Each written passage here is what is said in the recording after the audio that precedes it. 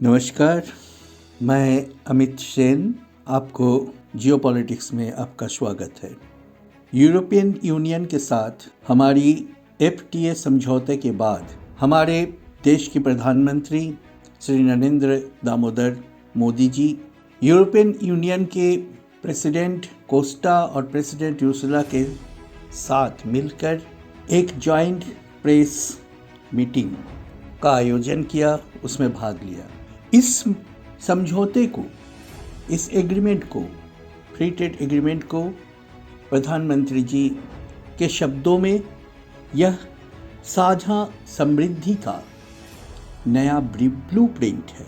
प्रधानमंत्री, हम किसी भी देश के प्रधानमंत्री जब कोई शब्द बोलते हैं, जब कोई वाक्य बोलते हैं, तो इसका एक गंभीर अर्थ होता है। उनका यह शब्द बतलाता है, यह वाक्य बतलाता है कि यह एग्रीमेंट अपने आप में कितना महत्वपूर्ण। फ्रेंड्स, जॉइंट प्रेस मीटिंग का यूट्यूब में वीडियो उपलब्ध है, जो कि सिर्फ 9 मिनट 39 सेकंड की है, 9 मिनट 39 सेकंड की है। देश की प्रधानमंत्री की जॉइंट बोर्ड में जॉइंट प्रेस मीटिंग या इस तरह के जो स्पीच होती है, वो केवल एक व्यक्ति की स्पीच नहीं है, एक प्रधानमंत्री की स्पीच नहीं, परंतु यह देश की बातें हैं।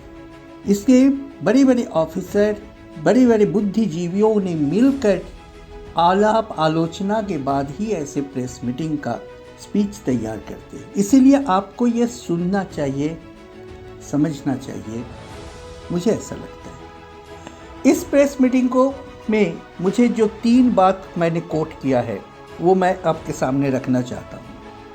सबसे पहले बात यह है कि प्रधानमंत्री जी ने वो कहा, इससे भारत के स्टूडेंट्स, वर्कर्स और प्रोफेशनल्स के लिए नए अवसर का मार्ग उत्पन्न होगा। सुनने में यह बहुत ही साधारण सा वाक्य लगता है, परंतु इसका अर्थ बहुत गंभीर है, बहुत गहन है। इससे ये पता चलता है कि इस यूरोपियन यूनियन के साथ एफटीए के बाद हमारी वीज़ा इजी वीज़ा हो जाएगी, जिसके कारण हमारे स्टूडेंट्स को यूरोप के महत्वपूर्ण यूनिवर्सिटीज़, ऑक्सफोर्ड या कैम्ब्रिज जैसे यूनिवर्सिटीज़ में पढ़ने के लिए सहज visa, simple visa, easy visa प्राप्त होगी। हमारे यहाँ के वर्कर्स और प्रोफेशनल्स के लिए रोजगार अवसर उत्पन्न होगा, जो कि हमारे देश के लिए बहुत ही महत्वपूर्ण है।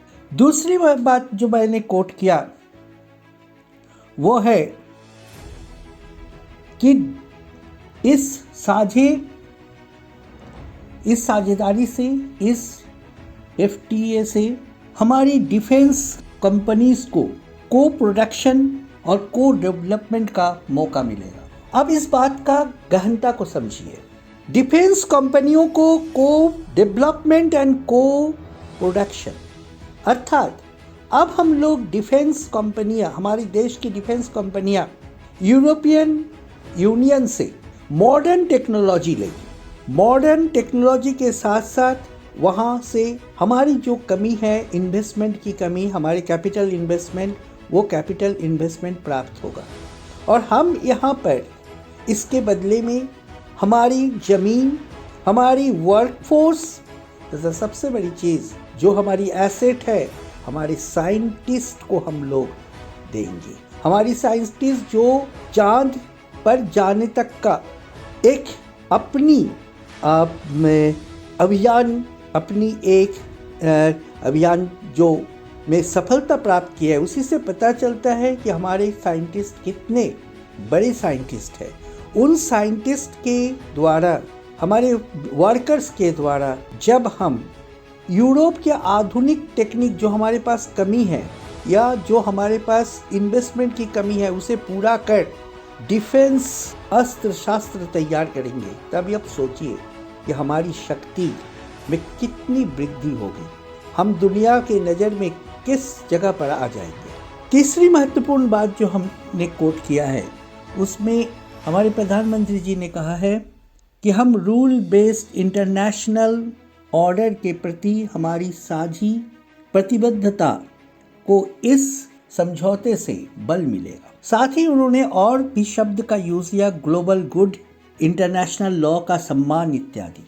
अब इन शब्दों का अर्थ समझिए, कितनी बड़ी बात उन्होंने कितने छोटे छोटे शब्दों में, छोटे छोटे वाक्यों में कह दिया है। हमें ग्लोबल रूल्स का सम्मान करना होगा। इससे आप कुछ समझ रहे हैं?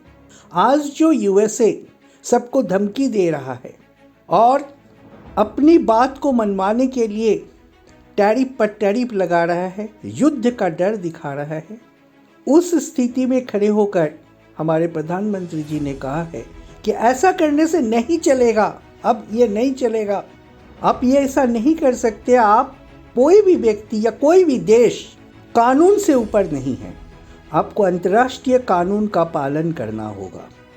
इन वाक्यों से आप समझिए कि इंडिया आज किस स्थिति में पहुंच चुकी है।